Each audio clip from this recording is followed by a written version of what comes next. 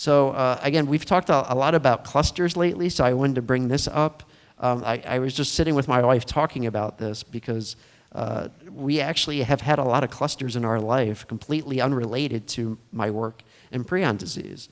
So for example, I've been in the Ohio area for about 10 years, and I diagnosed 5 cases in my small town of about 30,000 people.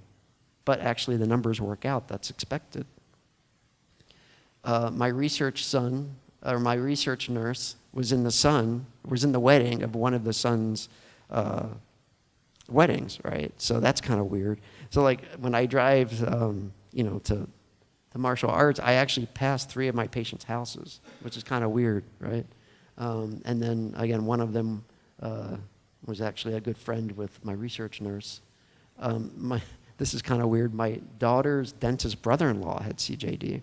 So I took my daughter in to see the dentist. She's like, "Do you do prion disease?" I'm like, "Yeah." Because we got an autopsy report with your name on it from so-and-so. It's like, yep, that's us. And what's weird is I remember when we took care of this gentleman, the social worker that saw him had actually gone to him for physical therapy. He was a physical therapist. So again, kind of weird. I went to a friend's funeral of mine, and one of his friends that was there, grandmother had just died of CJD. And in fact, they just got the autopsy report when we were in town for the funeral. That's kind of random. And then I actually had a patient who had Alzheimer's disease in her 80s, and my colleague came to me one day and say, "Your one patient's daughter saw me. I think she has prion disease." And sure enough, she died of prion disease, the daughter of one of my patients that had Alzheimer's. And then come to find out that her daughter was very good friends with one of our research coordinator's husbands. So again, it's kind of the 7 degrees of Kevin Bacon, if you've ever heard that term, right?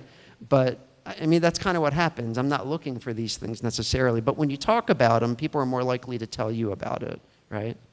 So again, I'm not concerned about living in Ohio. Yeah, it's just the way this works. Oh, and I forgot, when I first moved to Ohio, I learned that my department chairman's mother had died of CJD. So